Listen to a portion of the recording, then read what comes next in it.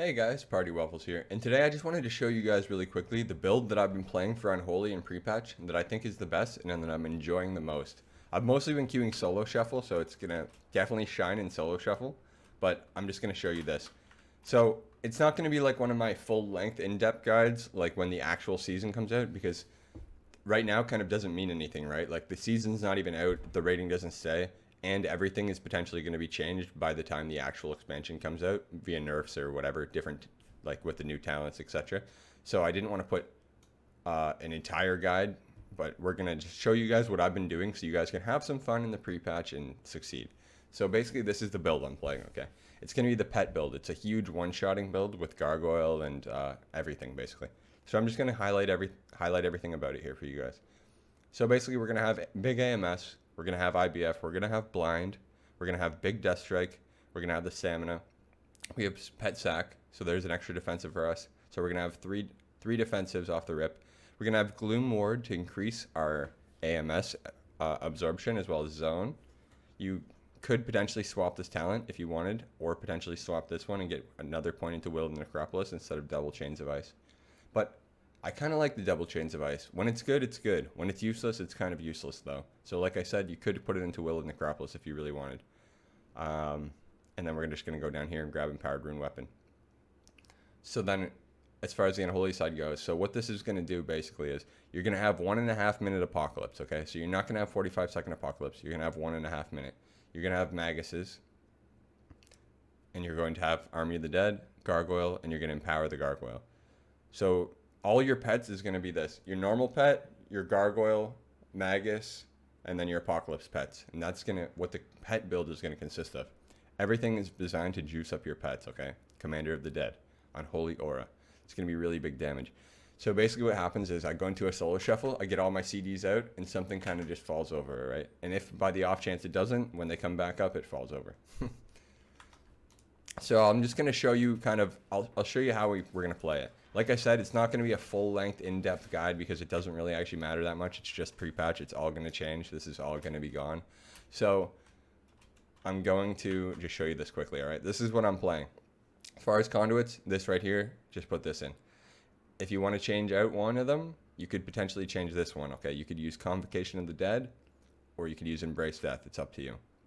We do have a couple Death Coil talents on here, so it does synergize pretty well. Embrace Death synergizes pretty well with what we're trying to do here. But as far as stats, same kind of stats as before. Hey, they're all good, right? Mastery increases your pet damage, haste increases your pet attack.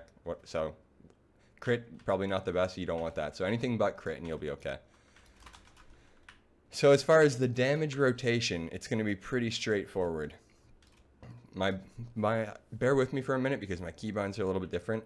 I can't show you with our Fleshcraft and A-Bomb Limb, but we still have these. Even though we're not talented into A-Bomb Limb, we have it because we're Necrolords still. But, so the rotation is going to be like this, okay? This is how I like to do it. So, pretend like you have wounds on the target already because we want to Apocalypse. So I have wounds on the target, alright?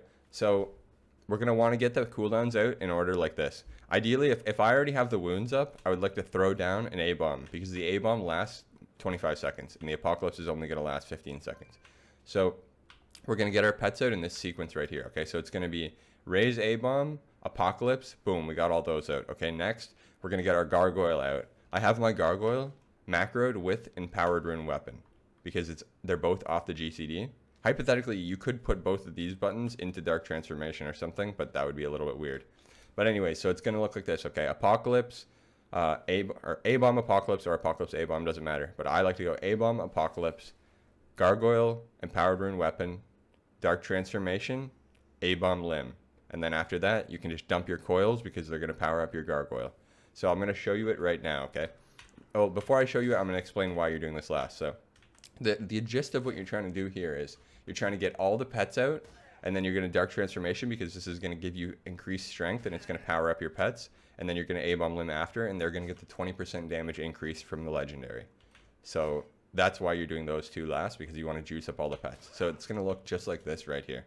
This, into this, into Gargoyle, into Dark Transformation, into A-Bomb Limb, into dumping Death Coils, dumping all your Death Coils, and then there you go. Now just keep your, past that point, just keep your wounds up. Pretty straightforward.